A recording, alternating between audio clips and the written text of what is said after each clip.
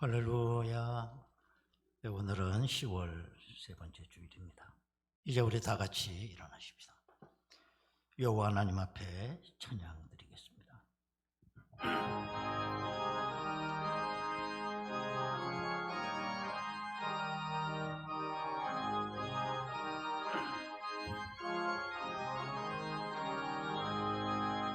영광의 왕께 다 경배하며 그 크신 사랑 늘 찬송하라.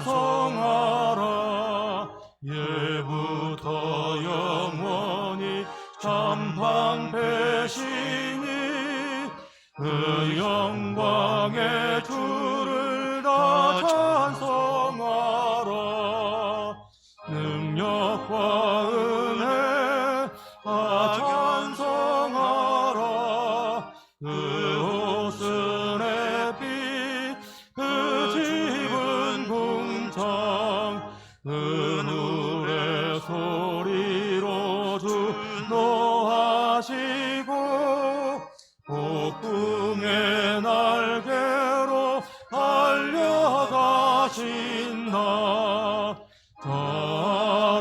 아름답고 놀라운 일이 가득한 이 땅 다 주의 조화 은행찬 명령에 어차피나니 저 푸른 바다는 옷자락이라.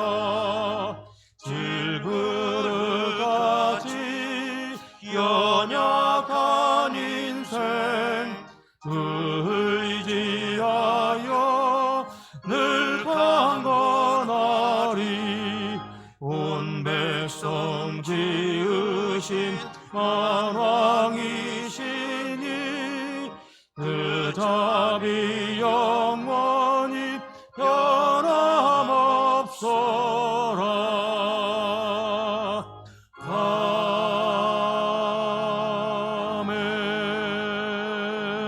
아멘. 하나님께서 그리스도 안에 계시사 세상을 자기와 화목하게 하시며 그들의 죄를 그들에게 돌리지 아니하시고 화목하게 하는 말씀을 우리에게 부탁하셨느니라. 거룩하신 아버지 하나님, 영광과 찬송, 존귀와 감사를 아버지 하나님께 올리옵나이다. 허물과 죄로 죽었던 저희들을 구원하여 주시고 오늘도 복된 날을 지킬 수 있도록 은총을 내려주심을 감사드립니다. 신령과 진정으로 예배하는 자를 찾는 주님이시오니 성령 의지하여 온전한 예배를 드릴 수 있도록 저희들을 인도하여 주옵소서. 이 시간 십자가의 피 공로를 믿음으로 바라보게 하시고 생명의 떡인 말씀과 진리 안에서 새로워지는 복된 시간 되게 하옵소서. 예수님의 이름으로 기도드리옵나이다. 아멘. 이제 다 같이 신앙 고백하오니 나는 전능하신 아버지 하나님 천지의 창조주를 믿습니다. 나는 그의 유일하신 아들 우리 주 예수 그리스도를 믿습니다.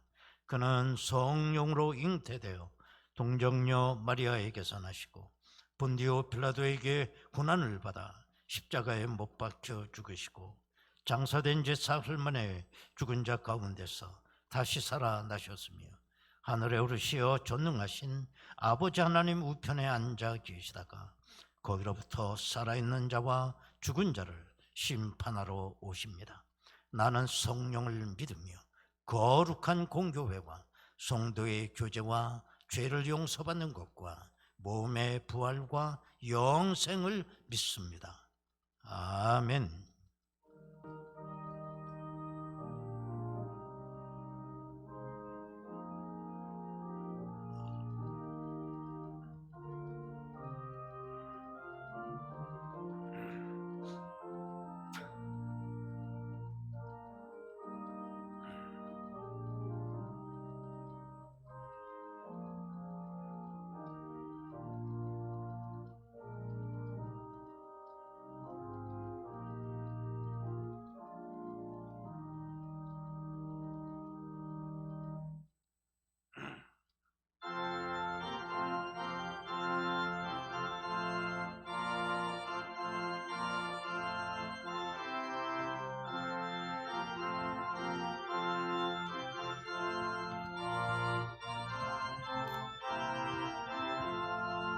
예수 말씀하시기를 누가 오늘 일할까 혹시 이거 거둘 때니 누가 주수하리요 후한상을 주시려고 일할 사람 부르니 주의 직분 맡으려고 대답하리 누구냐 멀리 가서 이방 사람 구원하지 못하나 내 집 근처 다니면서 번질 죄인 많도다 천사같이 말 못하고 바울같이 못하나 예수께서 구속함을 힘을 다해 전하세 죽을 사람 구하라고 예수 너를 부르니 힘이 없어 못한다고 핑계하지 말아라 주가 주신 직분마다 항상 기뻐 지키고 부르실 때 대답할 말 나를 보내주소서.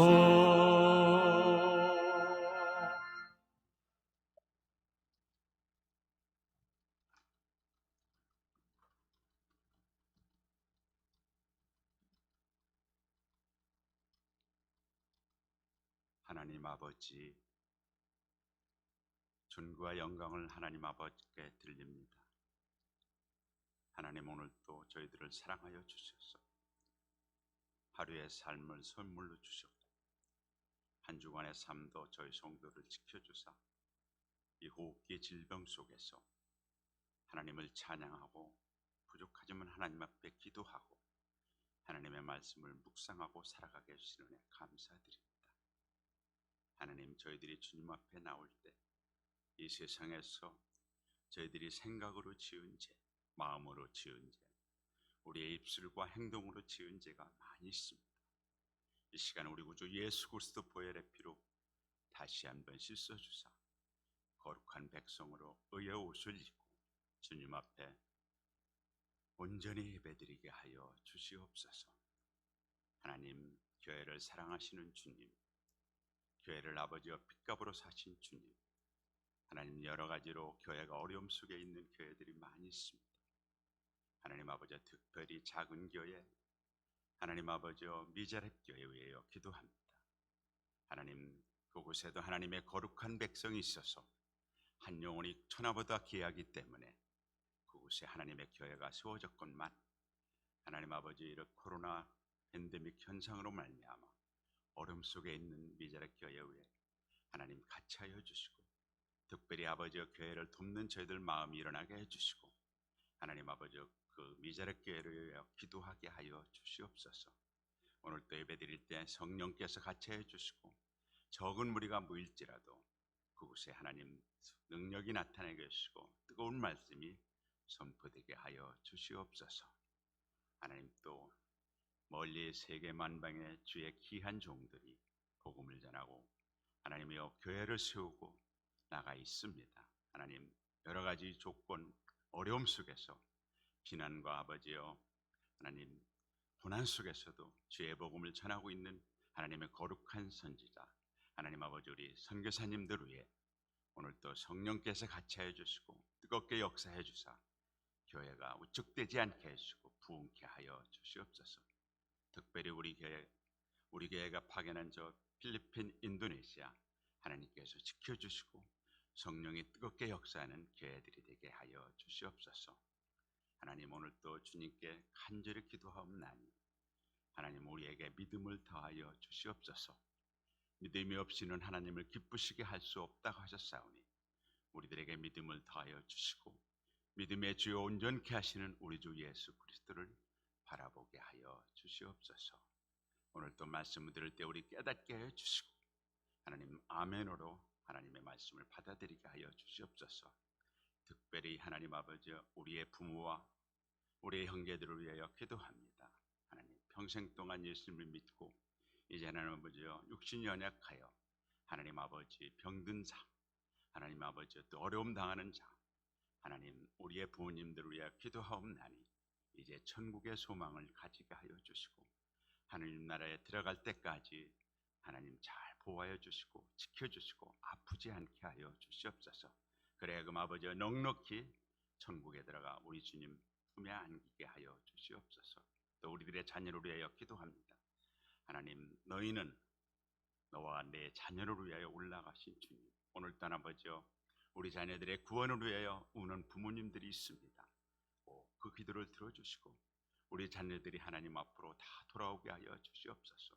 또 어려운 가운데 믿음이 실족된 우리 성도들이 있습니까? 하나님 앞으로 다 돌아오게 하여 주시옵소서. 아버지 집으로 돌아오는 성도들이 하나님 다 일어나게 하여 주시옵소서. 오늘 또 말씀이 선포됩니다. 저희들이 듣고 하나님 깨닫게 하여 주시고 저희 그것이 믿음이 되게 하여 주시옵소서.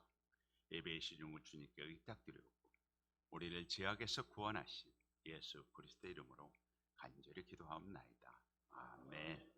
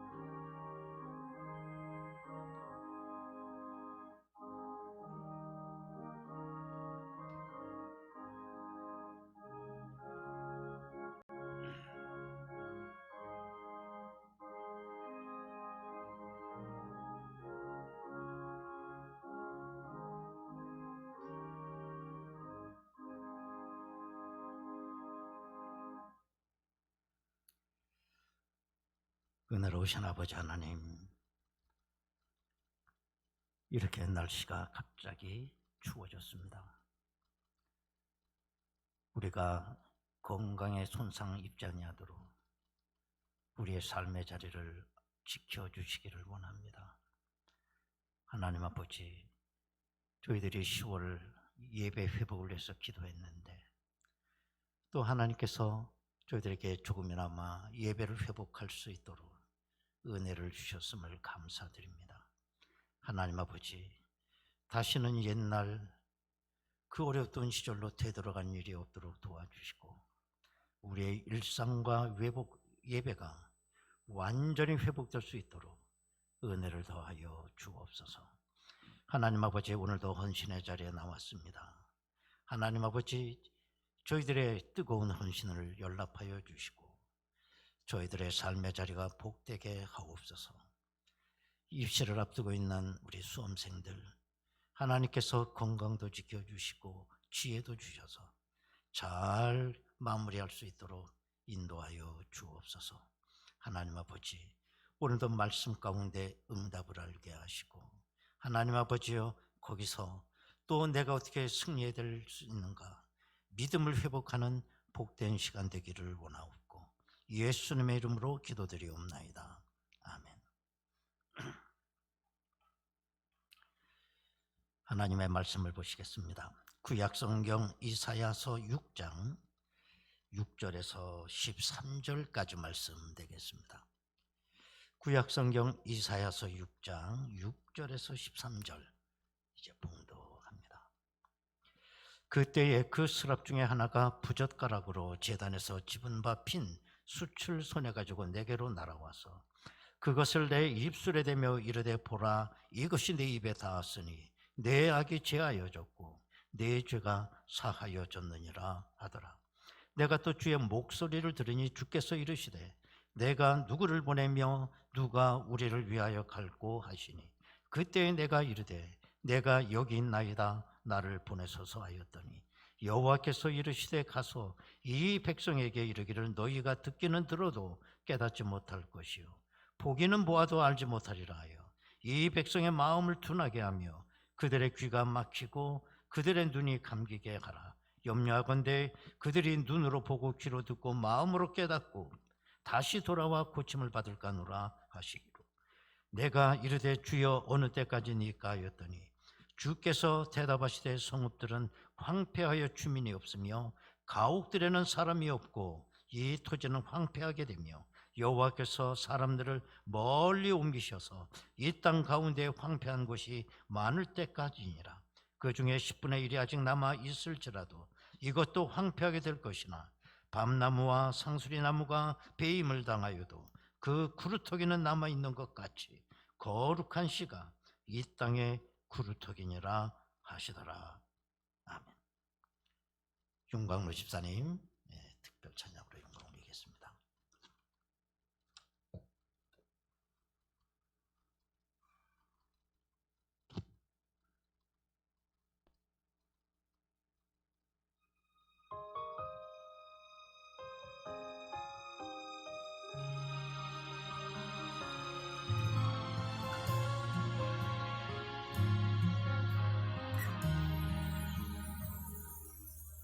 세상에 하나뿐인 진실한 사랑, 이 세상 모두 품는 참된 사랑,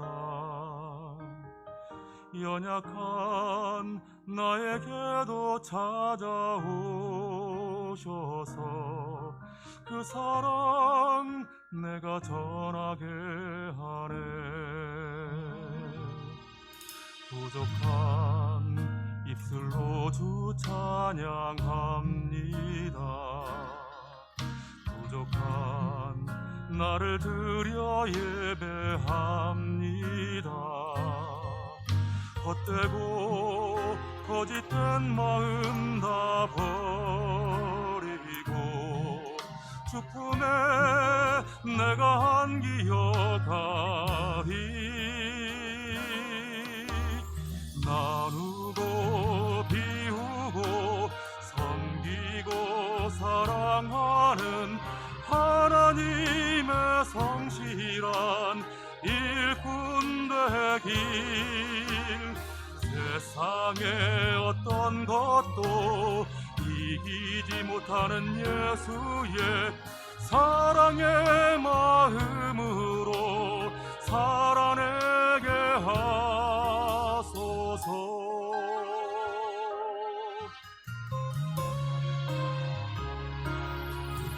세상에 하나뿐인 진실한 사랑, 이 세상 모두 품는 참된 사랑, 연약한 나에게도 찾아오셔서 그 사랑 내가 전하게 하네. 부족한 입술로 주 찬양합니다. 부족한 나를 드려 예배합니다. 헛되고 거짓된 마음 다 버리고 주 품에 내가 안기어가리. 나누고 비우고 섬기고 사랑하는 하나님 성실한 일꾼 되길. 세상의 어떤 것도 이기지 못하는 예수의 사랑의 마음으로 살아내게 하소서. 가장 먼저 되고 아름다운 주 말씀, 이웃을 내 몸과 같이 사랑해.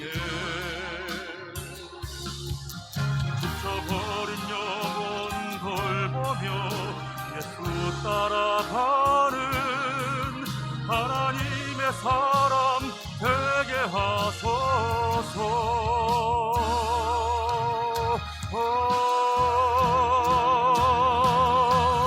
나누고 비우고 섬기고 사랑하는 하나님의 성실한 일꾼 되길. 세상의 어떤 것도 이기지 못하는 예수의 사랑의 마음으로 살아내게 하소서. 하나님 예수님 성령님 내 아버지, 하나님의 신실한 일꾼 되길. 하나님 예수님 성령님 나의 아버지, 사랑과 섬김으로 살아가게 하소서. 살아가게 하소서.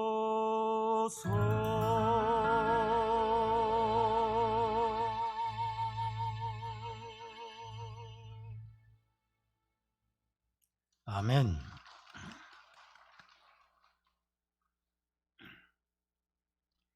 네, 어느 성공한 실업가가 돈을 많이 벌게 됐습니다. 그 실업가는 기쁜 나머지 이렇게 소리를 질렀다고 합니다. 나는 행운하다. 왜 행운하냐? 그 이유는 내가 죽기보다 싫은 일은 돈을 주고 사람을 사서 그 사람이 하도록 하고, 나는 하고 싶은 일만 하면 되기 때문이다. 그렇게 했다는 겁니다. 자, 그거 보면 정말 돈이라고 하는 게 매력적인 거죠. 그러나 이 사람이 나이가 들고 인생의 황혼이 왔을 때 다른 사람에게 시킬 수 없는 두 가지가 있다는 걸 깨달았다는 것입니다. 하나는 자기 인생의 목적을 깨닫는 일입니다. 그건 자기가 깨달아야 되는 거니까요. 그 다음에 또 하나는 돈을 아무리 주어도 다른 사람에게 맡길 수 없는 게 있다고 하는 걸 깨달았다는 거죠. 여러분, 황금만능주의 시대에 뭐든지 돈으로 다 될 것 같지만 실제 그렇지 않습니다.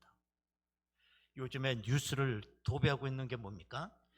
성남시 대장동의 아파트 개발로 인해서 폭리를 취하게 되고, 이걸 몇 사람들이 얽히고 설켜서 하이에나가 서로 고기 뜯어 먹듯이 돈 잔치하고 있는 걸 우리가 보면서 여러분들은 무슨 생각이 드시나요?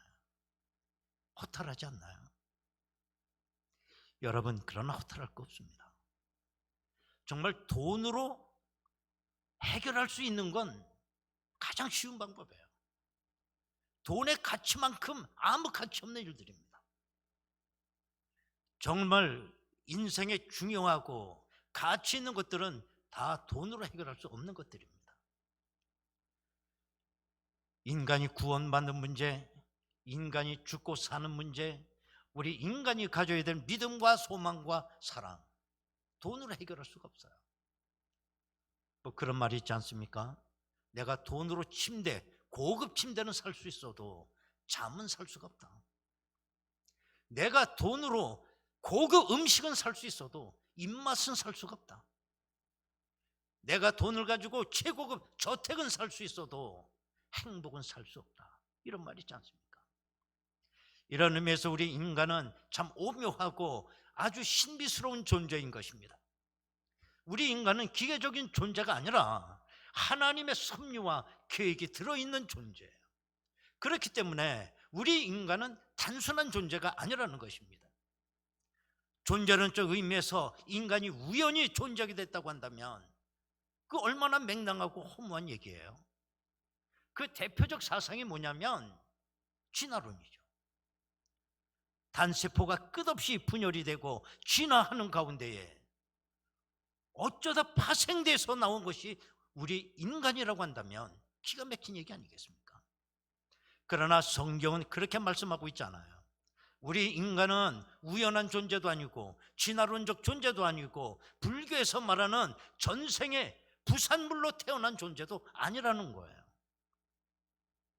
우리 인간은 원대한 하나님의 경륜에 따라 만들어지게 되었고 그 하나님께서 나를 이 세상에 보내심으로 말미암아 내가 이 땅에 존재하게 됐다는 겁니다.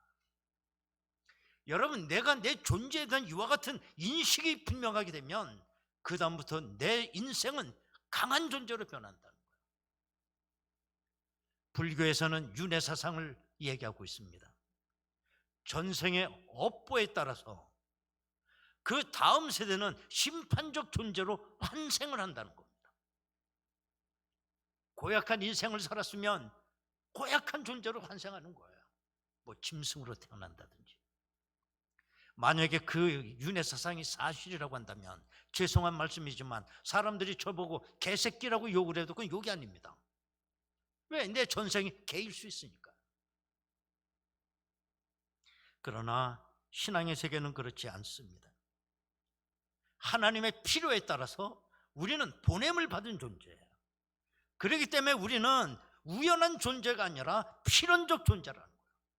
그 저나 여러분들이나 우리의 삶에는 하나님의 메시지가 들어있어요.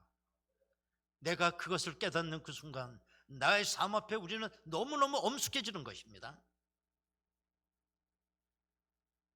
오늘 본문의 이사야 선지자는 지금부터 2700년 전에 이 세상에 살았던 분입니다.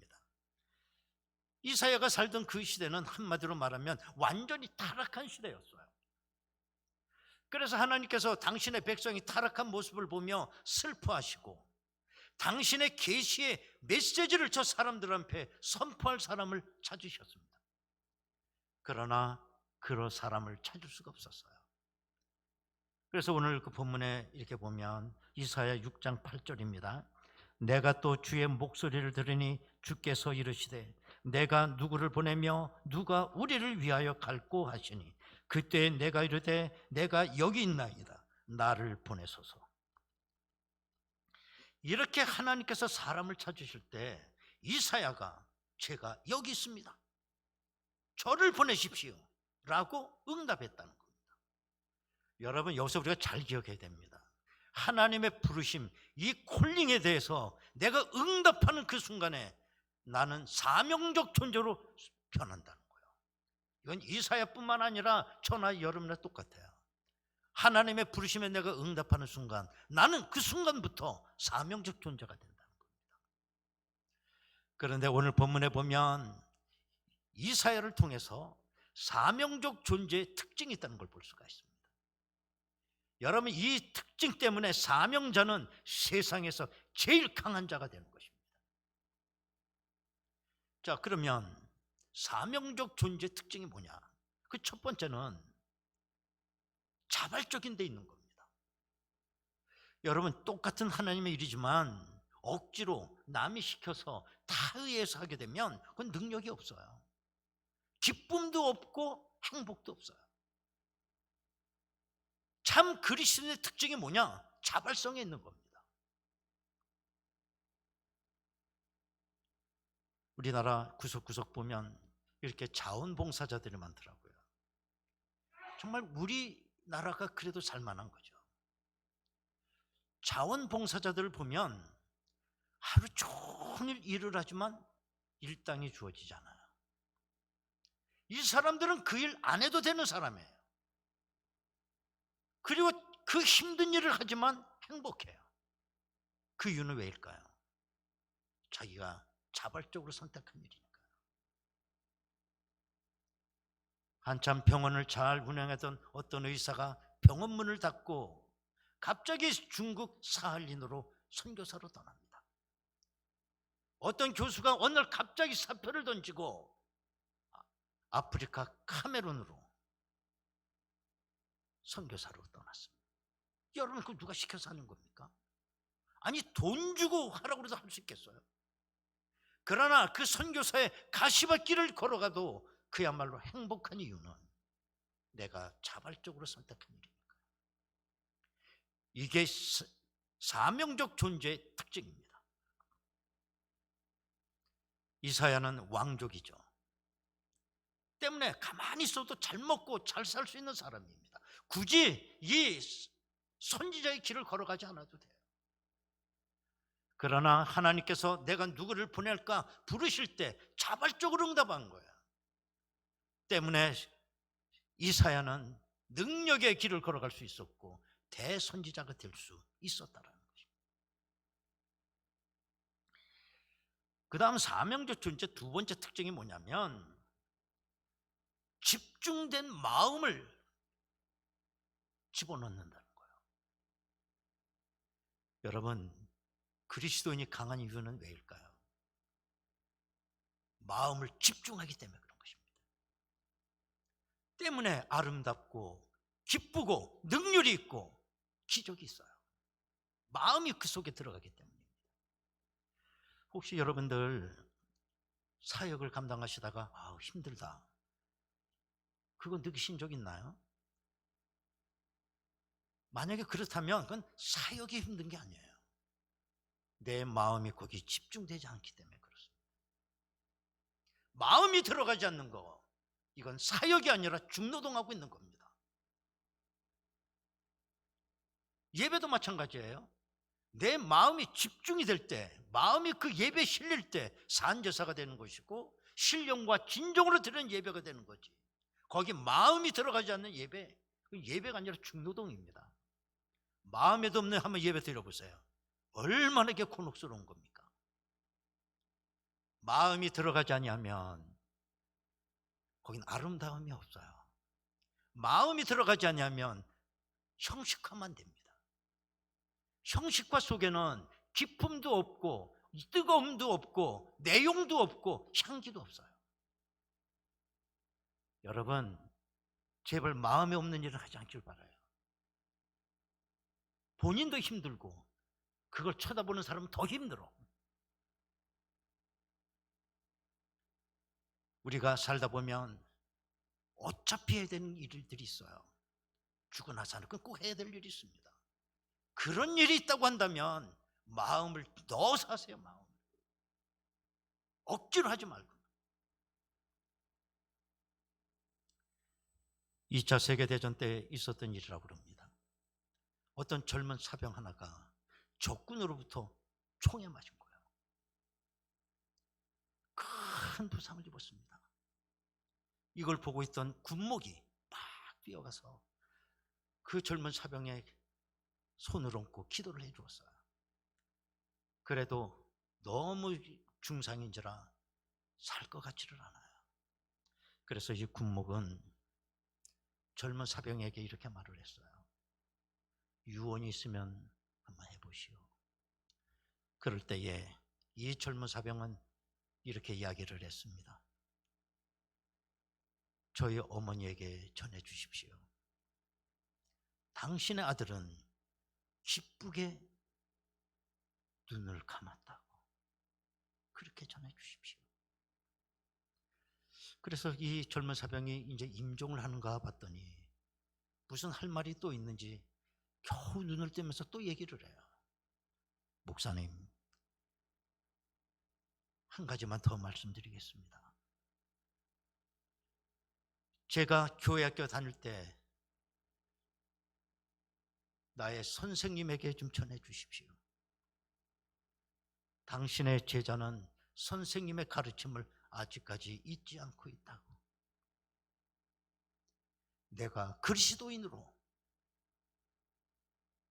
이렇게 죽을 수 있도록 해주신 거 감사한다고 그거 좀 전해주십시오.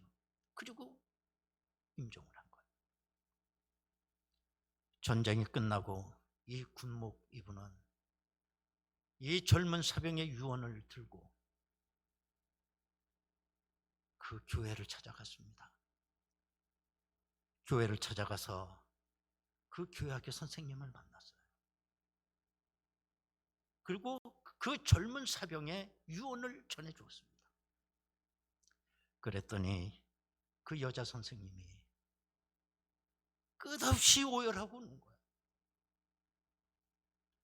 그리고 감정을 추스리며 이렇게 말을 했습니다. 선생님이, 목사님, 저는 지금 교회학교 교사를 하고 있지 않습니다. 저하고는 교사직은 잘 맞지 않는 것 같습니다. 그러나 내 제자의 그 유언을 듣고 저는 오늘 다시 교사로 돌아가겠습니다. 그렇게 얘기했다는 것입니다. 우리는 사역을 하지만 왜 거기 마음을 넣지 못할까?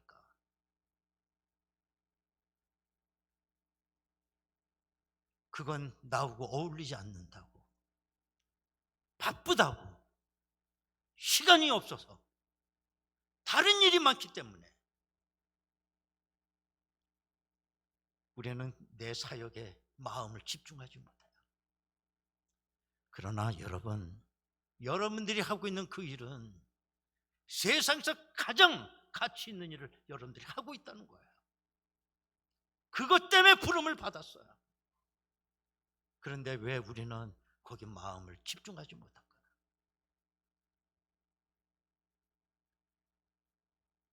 세 번째로 사명적 존재의 세 번째 특징이 있다고 하면 인내하고 버티는 겁니다. 아주 간단한 거예요. 사람이 힘들고 어렵고 한계에 부딪히게 되면 인간이 제일 하기 쉬운 게 뭐냐면 포기하는 일이에요. 42.195km를 달려야 하는 마라톤 선수가 끊임없이 당하는 유혹은 포기해버릴까? 이 생각이라는 거예요. 왜? 포기해버리면 간단한 겁니다. 고민할 것도 없고 더 애쓸 필요도 없고 편안한 거예요. 그러나 내가 목적하는 바를 이루려고 버티고 인내하다 보면 말할 수 없는 우리 인생의 에너지를 무한히 쏟아부어야 됩니다. 간단하지 않아요. 공중의 새 가운데 제일 장수하는 새가 무언가를 봤더니 놀랍게도 솔개였습니다. 솔개는 보통 40년을 살고 길게 살면 70년까지도 산답니다. 그러나 평균적으로 이 솔개는 40년을 사는 게 보통이에요. 자, 이렇게 40년을 살았을 때 이 솔개는 고민을 해야 됩니다. 앞으로 어떻게 될 거냐? 이걸 가리켜 보통 솔개론이라고 그래요. 40년을 살게 되면 이 솔개는 자기 인생을 거의 다 산 겁니다. 노쇠해진 겁니다. 그래서 이 솔개의 그 날카로운 이 발톱이 너무 길게 자라고 구부러져 있어요. 사냥을 할 수가 없는 거예요. 그 다음에 그의 부리도 너무 길게 자라고 꽈배기처럼 뒤틀려져 있어요. 먹잇감을 먹을 수가 없어요. 입에다 넣어줘도 못 먹어요. 그리고 그 40년을 산 이 솔개는 날개도 다 늙었고 다 깃도 너무 무거워서 날갯짓 하기도 힘들어요. 이렇게 되면 솔개는 고민을 해야 됩니다. 이것으로 내 삶을 끝낼 거냐? 아니면 난 다시 한번 태어날 거냐?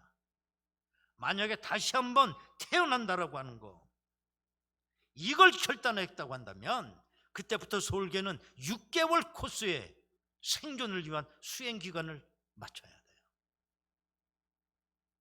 솔개는 배수진을 치듯이 저 넓은 바위 절벽 위에 둥우리를 틀게 됩니다. 이거 못하면 떨어져 죽는다는 거예요. 제일 먼저 솔개가 하는 일은 그 바위를 사정없이 부리로 쫓는 일입니다. 피눈물 나게 쫓아내야 돼요. 그래서 좌우지간 그 부리를 빼내야 됩니다. 그러면 2개월 만에 새 부리가 나온다는 거예요. 그 다음에 할 일은 뭐냐?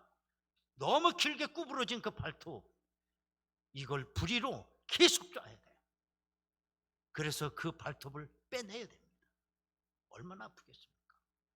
그러면 다시 2달 후에 새 발톱이 나온다는 거예요. 세 번째는 그 부리와 그 발톱을 가지고 자기 낡아 빠진 깃털을 다 빼내야 돼요. 그렇게 되면 2달 후에 새 깃털이 나오는 거예요. 이렇게 거듭난 이 솔개는 그 날개짓하며 창공을 나르며 30년을 더 산다는 겁니다. 이게 솔개론이에요. 여러분, 기독교 역사를 우리가 들여다봐도 핍박의 시대가 있었죠. 그러면 성도들이 그 상황 속에서 제일 하기 쉬운 게 뭔지 아세요? 포기하는 거예요.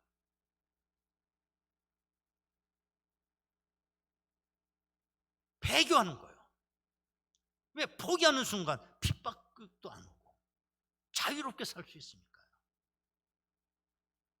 그러나 내가 하나님의 뜻을 이루기 위하여 내가 끝까지 인내하고 버틴다고 한다면 찬송가 가사처럼 견디다 못해 쓰러지게 될 때, 마지막에 내 목숨까지 내놓아야 할 때, 그 한 성도가 쏟아붓는 영적 에너지는 얼마나 대단한 것이겠어요.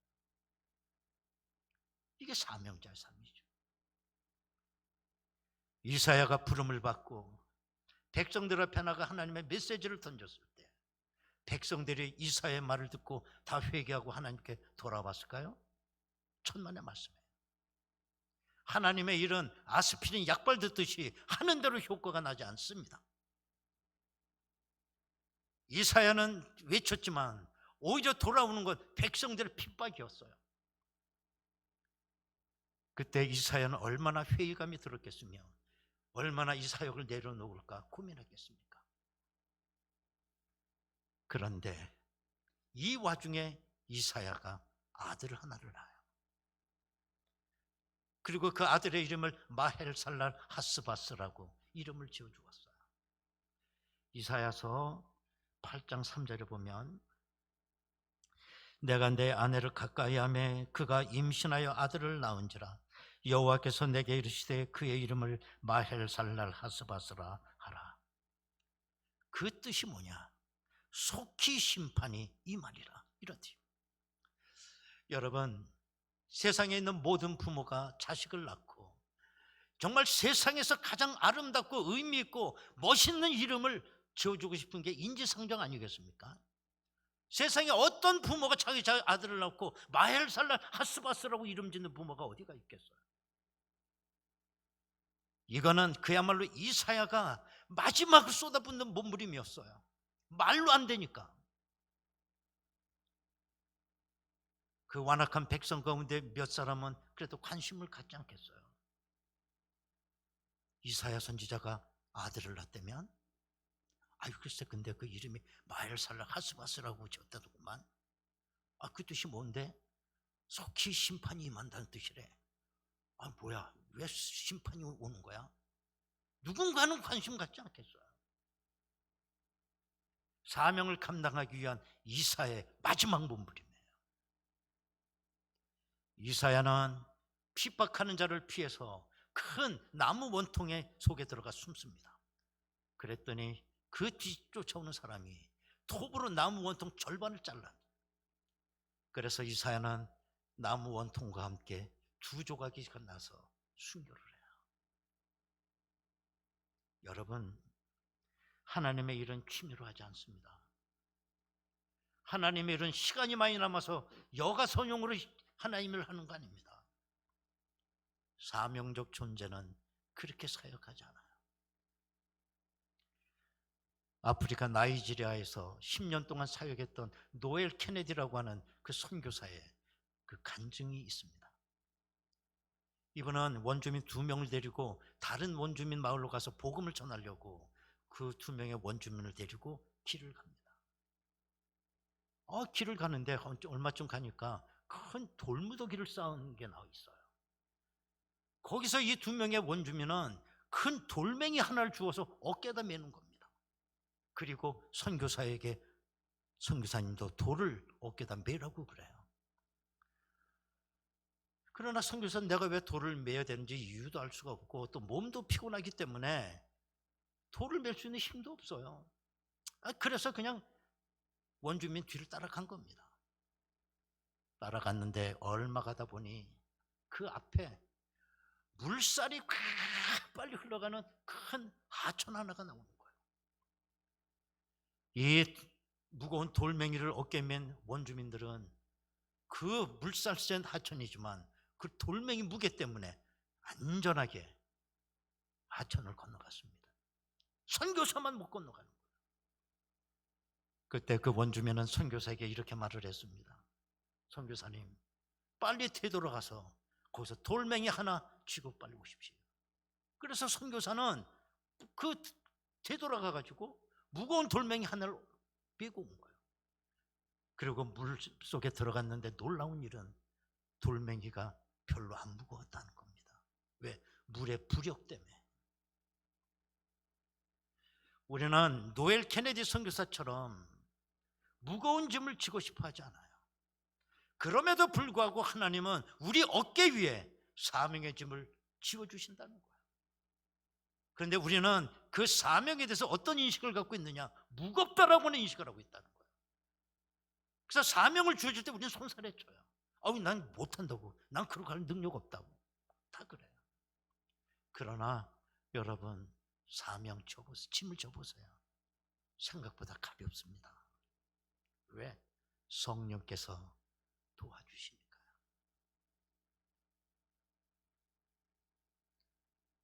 그리고 나도 깜짝 놀래요. 내가 이 일을 하고 있네. 더 중요한 건 그 사명의 짐 때문에 내가 산다는 겁니다. 우리는 이 세상의 거센 물결을 헤치고 나갈 능력이 없어요. 사명을 져야 됩니다. 사명을 지지 못하기 때문에 물결에 다 세속화되는 거예요. 다 떠내려가고. 나는 사명의 짐을 지지만 사명은 나의 영과 육신을 지켜주시는 안전장치예요. 감당하셔야 됩니다. 오늘도 이 마지막 때 이런 강한 영적 동기를 가진 사명자가 필요해요. 코로나 이후에 기독교가 얼마나 쪼그라들는지 알 수가 없지만 이 상황 속에서 누가 나를 대신해서 가겠느냐? 그때 여러분들은 뭐라고 대답하시겠습니까? 오늘 사명적 존재는 어떻게 이 마지막 때를 살아가야 되는지 여러분 귀한 결단이 있기를 바랍니다. 여러분 이 시간에 다 같이 통성으로 기도하겠습니다.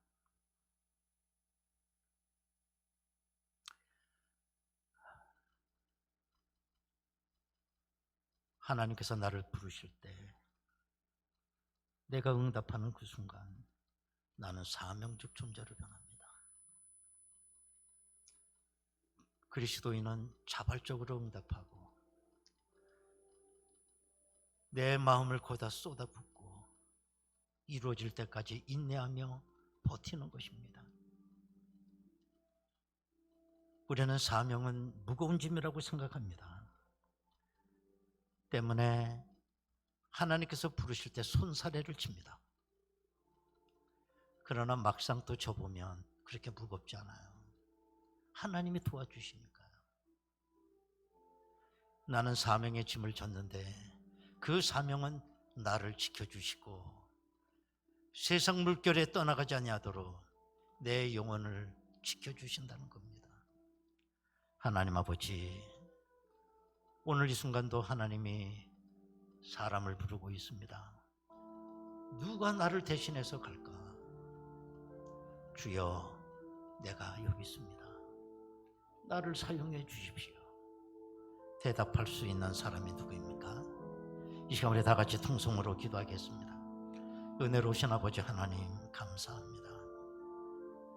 하나님의 부르심에 응답한 자는 누구나 사명적 존재가 됩니다. 하나님 아버지, 사명적 존재는 모든 걸 자발적으로 한다는 것입니다. 거기다 마음을 쏟고 인내하며 버티는 것입니다. 그때 하나님은 그 짐을 질 수 있게 도와주시는 줄로 믿습니다. 하나님 아버지, 누가 나를 위하여 갈까? 주여, 내가 여기 있습니다. 나를 사용해 주십시오. 이렇게 대답할 일꾼을 찾고 계시는 줄로 믿습니다. 하나님 아버지, 오늘도 부르심에 응답하는 저희들 되게 하옵소서.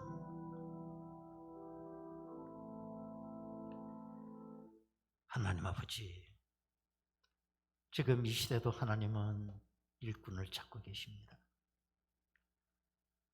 그 부르심에 응답할 자가 누구입니까? 주여, 제가 여기 있습니다. 사용해 주십시오. 우리 대답할 수 있는 우리 사명적 존재들이 다 되게 하옵소서. 예수님의 이름으로 기도하옵나이다. 아멘. 495장입니다.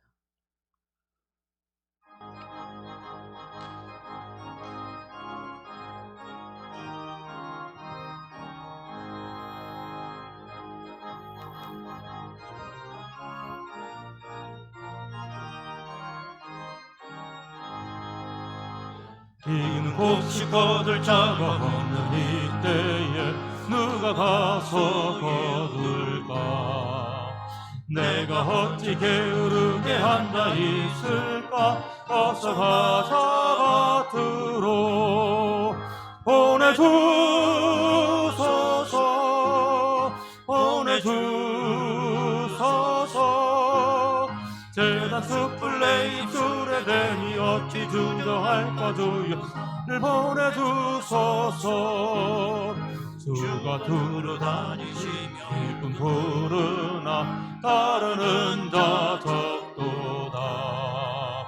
보라, 주의 사랑하는 익은 곡식을 어서 거두러 가자. 보내주소서, 보내주소서. 재단 숯불 내 입술에 대니 어찌 주저할까? 주여 나를 보내주소서. 주가 나를 부르시니 언제 어디나 기뻐 가서 일하리.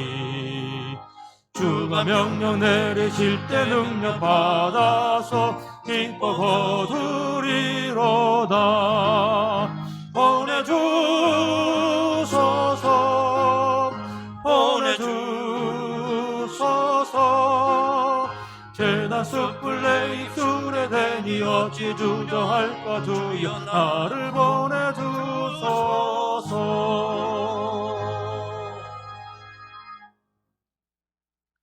광고 말씀드리도록 하겠습니다.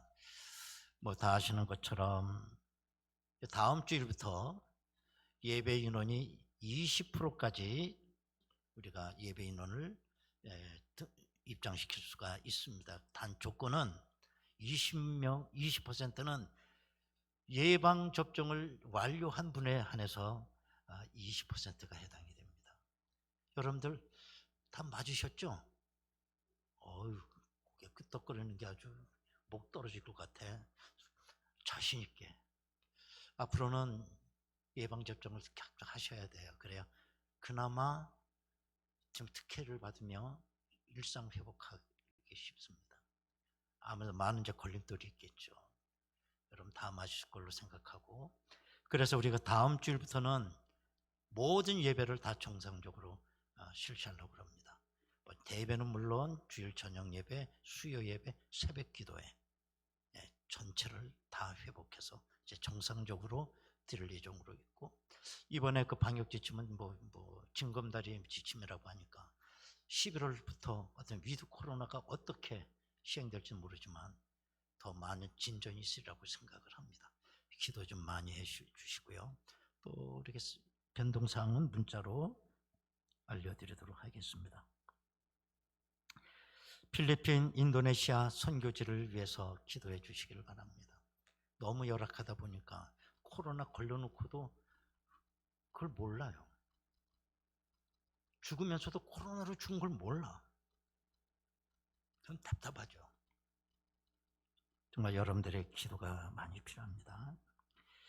또 97회 서울산업노예가 내일 모레 시흥에 있는 광진교회당에서 있습니다.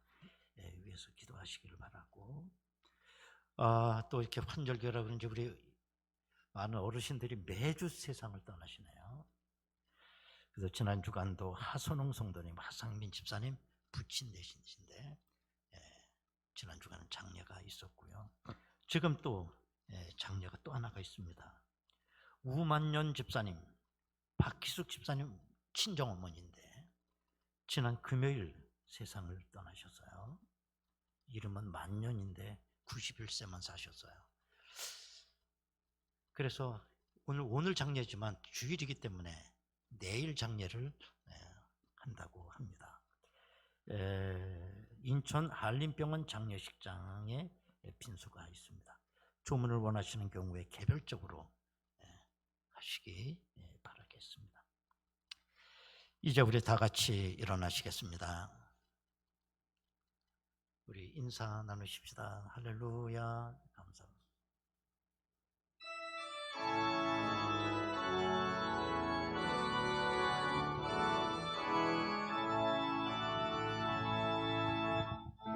이 땅의 황무함을 벗어서 하늘의 하나님 긍휼을 베푸시는 주여 우리의 죄악 용서하소서 이 땅 고쳐주소서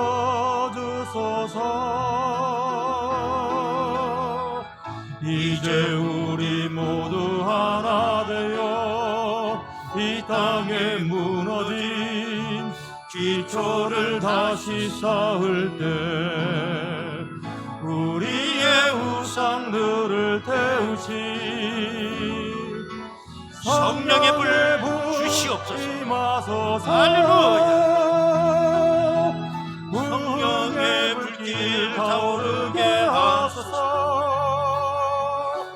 진리의 말씀이 땅 새롭게 하소서 은혜의 강물 흐르게 하소서 성령의 바람 이제 불어와 오 주의 영광 가득한 새날 주소서 오 주님 나라 이 땅에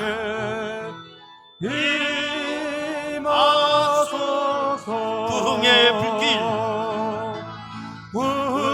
불길 타오르게 하소서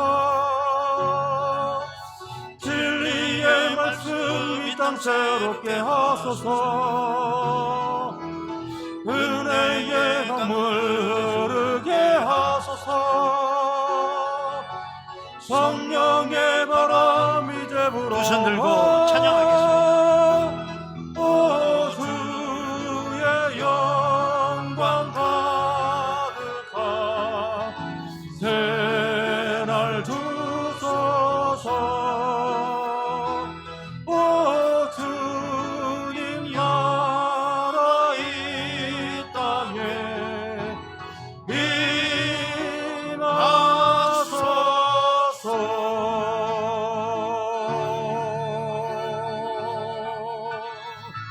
할렐루야. 우리의 입을 받으신 하나님께 박수로 영광 올립니다. 아멘.